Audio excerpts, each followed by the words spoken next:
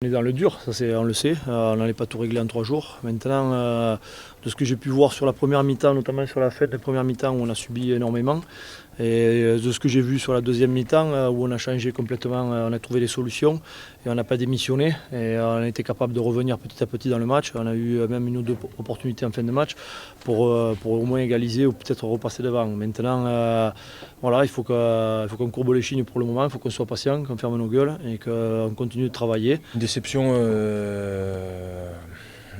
cruelle, dure à avaler parce qu'à l'image de cette deuxième mi-temps, on a vraiment tout laissé sur le terrain. Maintenant, c'est un échec sportif à répétition qui n'est pas acceptable, dont on ne se satisfait pas et on est les premiers responsables.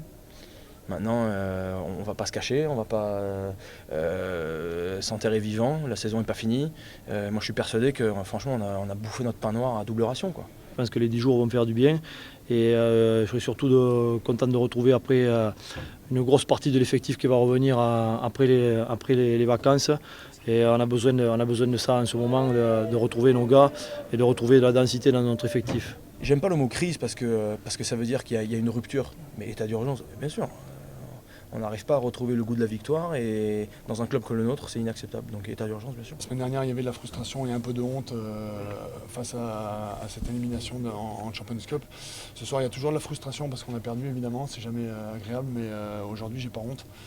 Aujourd'hui, je suis content parce que tous les mecs sont filés et ça, c'est important pour moi. Il y a 14 matchs de top 14 pour se mettre dans les 6. Maintenant, il en reste 13. Donc il va falloir qu'on cravache là-dedans. Mais c'est important que les gars récupèrent. On vient de faire 17 matchs d'affilée. Physiquement et mentalement, c'était long. 17 matchs d'affilée. Ça s'est jamais vu. Voilà. Donc l'année dernière, on a l'équipe qui a fait le plus de matchs. On a fait sur les 2 compétitions, on a été au bout. Et donc on enchaîne avec 3 semaines de préparation. C'est pas anodin si aujourd'hui on a 12 opérations et qu'on a autant de blessés. Clairement, on a la chance d'avoir un public passionné, qui pousse derrière son équipe et qui est fier de son équipe. On est dans un moment très dur, on a besoin de tout le monde et d'exprimer sa frustration après une défaite, ça me semble normal. Mais tout ce que je dis, c'est qu'il y a un socle du supporter qui, depuis que je suis là, nous a toujours soutenus et a fait des sacrifices énormes. Et à ceux-là, j'ai envie de rendre un plaisir max. Après, encore une fois, les résultats et l'ambiance découlent juste de nos résultats sur le terrain. Qu'est-ce qu'on va leur dire après 4e défaite à domicile en 2 mois? On peut prétendre rien de mieux. On n'a pas le droit.